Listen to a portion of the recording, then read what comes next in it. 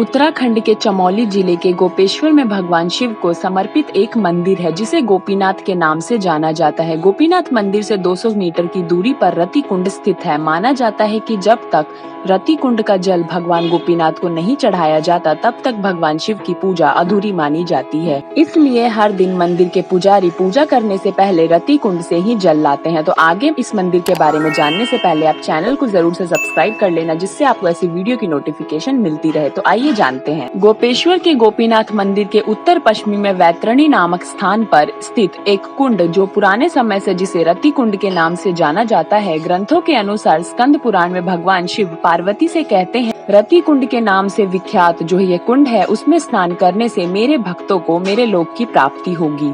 ऐसा माना जाता है कि कामदेव को भस्म करने के बाद भगवान शिव यहाँ झसकेतु नाम से प्रसिद्ध हुए। शंकर द्वारा कामदेव को भस्म करने के बाद कामदेव की पत्नी रति ने यहाँ तपस्या की थी। उसके बाद रति की प्रार्थना पर शिव को यहाँ रतीश्वर नाम से जाना जाने लगा। ऐसा माना जाता है कि भगवान शिव ने ही इस कुंड का निर्माण किया था और तब से ही इस कुंड का नाम रति कुंड कहा जाने लगा। रति कामदेव की पत्नी थी। कामदेव को जब भगवान शंकर ने भस्म किया, उसके बाद रति भगवान शंकर का तप किया करती थी और भगवान शंकर ने उनके तप से प्रसन्न होकर कामदेव को पुनर्जीवित कर दिया।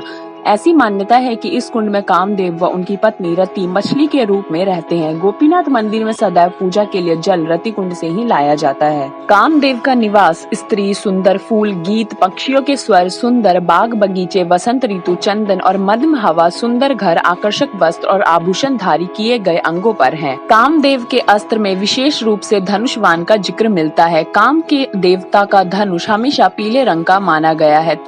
तीर कामदेव का सबसे महत्वपूर्ण शस्त्र है।